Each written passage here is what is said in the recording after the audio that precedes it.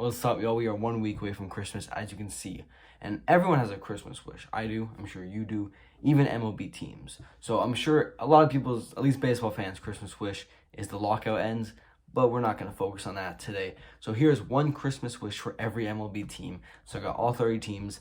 I guess you can kind of skip to your team. I'll put the logos up here so you can see if you really want it. Or stay for the whole video. Why not? Let's start off alphabetically. The Arizona Diamondbacks, they're hoping for a bounce-back season from Zach Gallen. Zach Gallen was traded for Jazz Chisholm. That's going to be an interesting trade to look back on. He had a 2.89 ERA and a 2.75 in 2019 and 2020, and then he ballooned up to a 4.30 in 2021. Not great. I expect to bounce back. I love Zach Gallen. He's one of my favorite pitchers, and he was off to such a great start in his career. I think he'll bounce back for sure.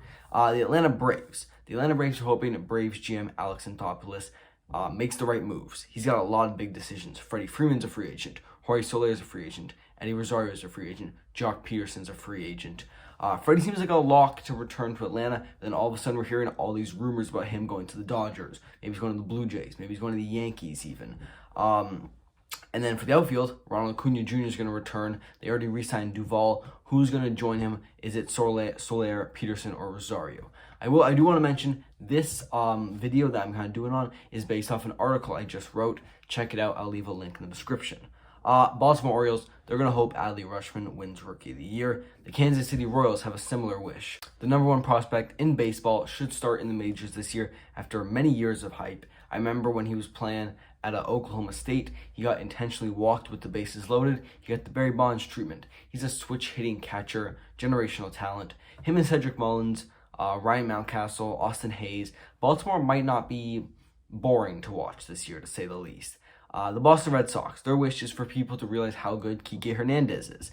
Kike Hernandez led the 2021 Boston Red Sox in WAR. He was technically the most valuable player on a team that has all-stars like Xander Bogaerts and Rafael Devers. He bats leadoff. He plays every position on the field. He went off in the postseason.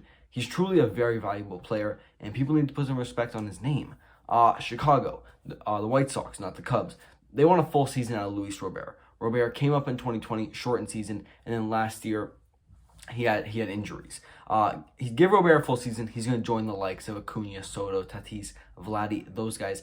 He's legit. He's played 124 games. In those 124 games, he batted .294. He had 24 home runs, 15 steals, 857 OPS, 132 OPS plus, meaning he's 32 points better than the average player. He's even won a Gold Glove. The Cubs, the other Chicago team, are hoping for some more prospects. They traded away Yu Darvish. They traded away Chris Bryant. They traded away Javier Baez. They traded away Anthony Rizzo. All these guys, they're going to trade away Wilson Contreras as well because they signed Yan Gomes. And they did all right with those prospects. They got guys like Nico Horner, Nick Madrigal. They got some young pieces. This is not a playoff team, but even though I liked signing Marcus Stroman, I think they keep adding to that prospect pool, guys like Brennan Davis, and the Cubs will be back in a couple years. Now we have three teams who all have the same wish. It's the Cincinnati Reds, Cleveland Indians, and Minnesota Twins. They need their front office to pick a direction. Right now, this Reds roster is not quite good enough to make the playoffs. They've came close. They've had some tries. They technically did make the playoffs in 2020, but they lost in like 2 games or maybe even 1 game. That seems like such a long time ago. But they're not bad enough to bottom out and get good prospects. So in this weird spot, I'd say sell, especially if Nick Castellanos walks in free agency.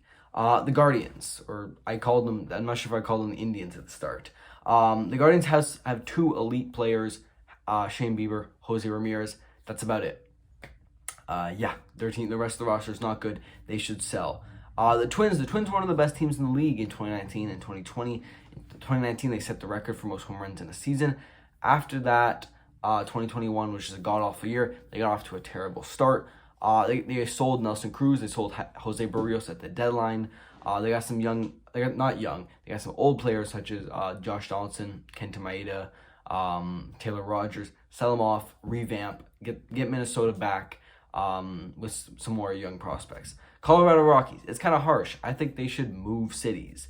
I know that seems crazy, that's a team's wish, but no pitchers want to play in Colorado because it's just a death sentence, pretty much. The altitude plays a huge part.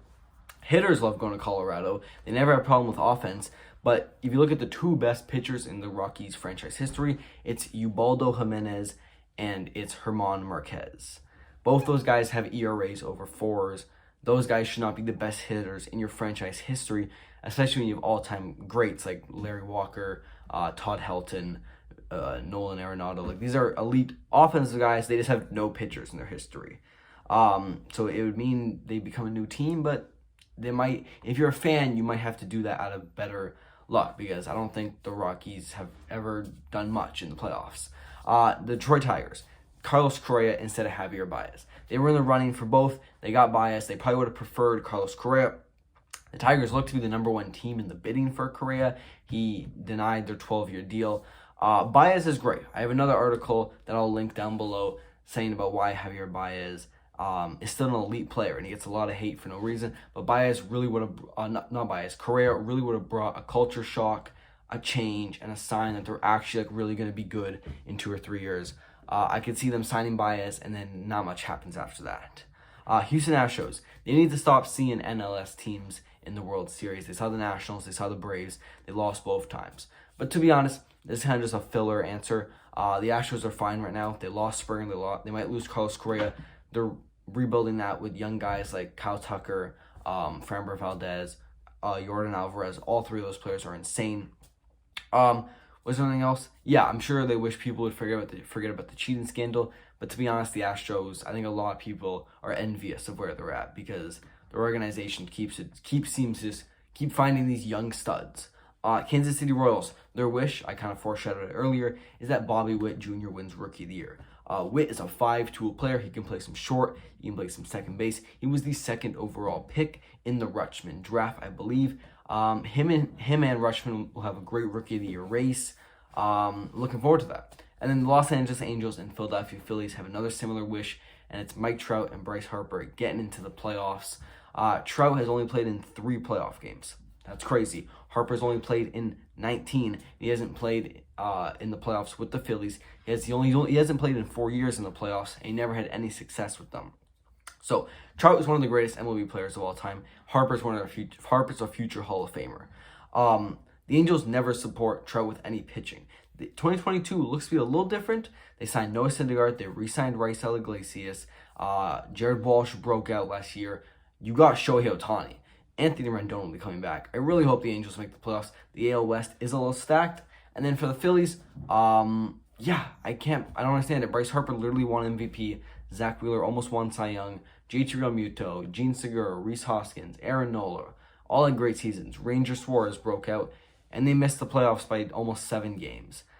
The Phillies got to figure something out. The Dodgers are hoping for a time machine. It seems a little harsh, but they got to admit their window is kind of closing just a bit, even if they do have young players. A lot has gone wrong for the Dodgers since they won their ring in 2020.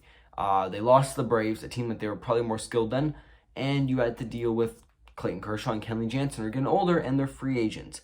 They lost Max Scherzer. He was a big piece of their team, and they gave up a lot. They gave up Keibert Ruiz and Josiah Gray for Scherzer and Turner, although Trey Turner is staying. They messed up the Trevor Bauer signing. That's another thing. Cody Bellinger fell off a cliff. But I'm sure the Dodgers will be fine. They still have a lot of talent. They keep having these young players come up and be great for them. They'll be fine. The Miami Marlins, their Christmas wish is to lead the league in starter ERA. The Miami Marlins have one of the best young pitching rotations in baseball. Sandy Alcantara had a 3.19 ERA last year. 23-year-old, and he's 25. 23-year-old Trevor Rogers had a 2.64. 25-year-old Pablo Lopez, he had a 3.07. Jesus Luzardo is who they got back in the Starling Marte trade. He has immense potential. Eliezer Hernandez, Zach Thompson have had good years. There's not much to look forward to on the offense besides Jazz Chisholm. I love Jazz Chisholm. But the pitching's going to be fun at least. The Milwaukee Brewers' Christmas wish is for Christian Yelich to snap out of it. Yelich is the heart of the Milwaukee Brewers. He's the 2018 MVP, 2019 MVP runner-up. And then he fell off in 2020. I'm like, okay, shortened COVID season. He was even worse in 2021. Honestly, the Brewers are a World Series contending team. They kind of showed that during the regular season.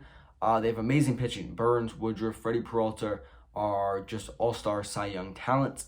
They're going to need Christian Yelich to really carry that offense at times. He needs to at least get back to all-star form, if not MVP form. The New York Yankees, they want their question marks answered. The New York Yankees Christmas wish has been on the baseball media world everywhere, and it usually is each offseason. Center field and shortstop are their two problems right now. They got Aaron Hicks in center. He's okay. They got Gleyber Torres at short. They're going to put Gleyber at second, try and put Gio Urshela as short. Honestly, they should really just go out and get a shortstop. They were in the running for Seager. They were in the running for Semien. They're still in the running for Carlos Correa. I don't see Carlos Correa going to the Yankees. And I think it would just be kind of weird to have Garrett Cole and Carlos Correa. Like, the Yankees hated that 2019 Astros team, and now you have two of their better players. We'll see how it goes. The New York Mets. The Mets are hoping Max Scherzer's contract works out. It's great. You got Max Scherzer. There is some risk involved. Normally there isn't with Scherzer. The Mets do not have a good track record with contracts. You think about Bobby Bonilla. You think about how dysfunctional their franchise has been the past couple years. They've missed the playoffs, as skilled as their team is. So they gave a 37-year-old Max Scherzer a 3-year, $130 million deal. That's $43 million a year. Crazy deal. And the worst part about it is that Max Scherzer ended last year with arm fatigue, or a dead arm. He couldn't pitch Game 6 of the playoffs because of arm fatigue. So it seems risky. I think it'll work out. It is Max Scherzer. He's a psycho, but it's risky there. Tampa Bay Rays, Oakland Athletics have the same wish. They need a new stadium. Both these teams are going in different directions. Oakland is looking like they're going to sell this offseason. They traded Starling Marte, or they lost Starling Marte to the Mets, and then it's just kind of been like, that's the Oakland way, is to sell. Tampa's going the other way. They went to the World Series in 2020. They just missed it in 2021. Well, not just, but they got a young star in Wander Franco. Randy Rosarin's going to be a stud. Brandon Lau is super underrated. But neither team can get fans to come to their stadium despite their recent success. And honestly, that falls into the fact that Tampa Stadium is away from the city. It's off the highway. And both the stadiums are not aesthetically pleasing. Neither franchises spend a lot of money. It's not a good experience to go to the games. And it's been rumored that they're going to move to Vegas or Montreal or Portland or something like that. So unlike Colorado, where I think they should move the cities, I think these Tampa, Oakland, they should just wish they get a new stadium.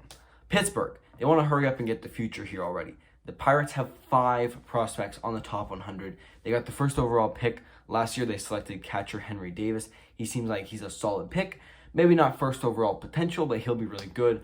O'Neal Cruz is the guy with a ton of potential. He's a 6'7" shortstop. He's had his problems with DUI last year, but he should be ready this year. Nick Gonzalez is the 7th overall pick. He might be ready this year. They got a good pitcher in Quinn Priester, and build on Ke'Bryan Hayes, Brian Reynolds, who are also very young. And if they can hurry up and get the future here already, in maybe 3 years, 4 years, the Pirates are a team looking to make the playoffs. That'd be cool. San Diego Padres they want relievers. To keep it a stack, they need relievers. The starters are good. You think about, they got Yu Darvish, Joe Musgrove, Chris Paddock, someone else I'm forgetting. I know I'm forgetting a lot of people.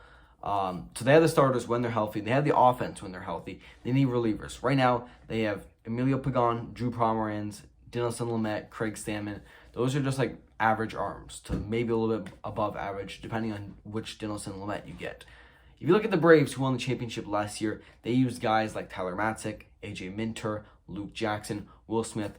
In every big postseason game, that was their 6th through 9 inning guys. And they use those guys every single game in the World Series, I'm pretty sure. Padres, they want to get to that same spot. So the Padres are going to go out. They're going to need to go through trade, through free agency. They need some elite closers that you can really rely on. And I think they'll go get that. The Giants, they need some more magic. Last year's season was magical. They were one of the oldest teams in the league. And you got franchise years from Buster Posey, from Brandon Crawford. Brandon Belt had a breakout season. No one saw it coming. They did lose Kevin Gossman in free agency, but they'll retain Manager of the Year Gabe Kapler. And they'll retain some of that magic, hopefully. Seattle Mariners, they're hoping for a playoff berth. It's been 20 years, so it's the longest drought in North American sports. It's a little crazy, but they surprised everyone and got to within 2 games of the playoffs last year, which was so much fun to watch. That Safeco Field was booming every night during the stretch there. And then they add AL Cy Young and Robbie Ray, and they add Adam Frazier, who was an all-star last year. So this team looks poised to make the playoffs. They're playing in a tough AL West, where we already mentioned the Angels, we already mentioned the Astros, we're about to mention the Rangers, and there's one more team, Oakland, who we also mentioned, who, if they don't sell, are still a good team. The Cardinals, I think people need to put some more respect on Tyler O'Neill's name. Tyler O'Neill had a 6.3 WAR season. Tyler O'Neill had more WAR than Bryce Harper and Aaron Judge and a lot of players that you can think of. O'Neill, before 2021, was a below-average hitter. It's probably why there wasn't much respect on his name. He did win a Gold Glove, though, in 2020. This year, the bat came along. 912 OPS, 34 homers. His combination of the glove and the speed led to him getting all this WAR. Hopefully, he continues this next season. Put some respect on Tyler O'Neill's name. Texas Rangers, they need to fill out their team for 2023. No team did more with 360 than the Rangers did when they signed Marcus Semien, Corey Seager to $500 million deal combined contracts. And they also got John Gray, who's an underrated starter. Besides that, no one on their team is like an above-average player besides Nick Solak, Isaiah Kiner Falefa. So fill out that team, fill out that pitching especially, and 2023, I think they can make the playoffs. The Toronto Blue Jays, they need just one more infielder. Another reliever would be nice as well, depending on if you believe in Jordan Romano for a full season to be the closer. I think they do, but they might want one more reliever and one more infielder. Right now, you got Biggio at second and Santiago Espinal at third, with Bichette and Guerrero as short and first. Biggio and Espinal are great young players. I think you'd want one of them on the bench if you're a true blue playoff team. True blue, you get it. So yeah, I think just adding one more infielder. They were in the running for Seager. They were trying to re-sign Semien. So let's see how that goes.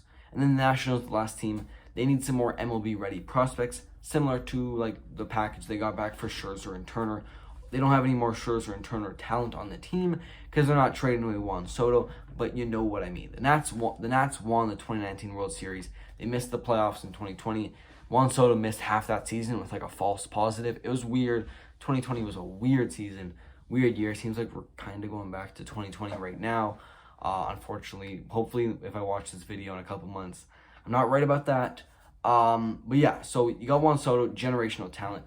Build up some more young prospects with him. The Nats will be back soon, back to the playoffs. Hope you guys enjoyed this video. This might have been one of my longest videos, if not my longest video ever. Hope you guys enjoyed. I'm out. Peace.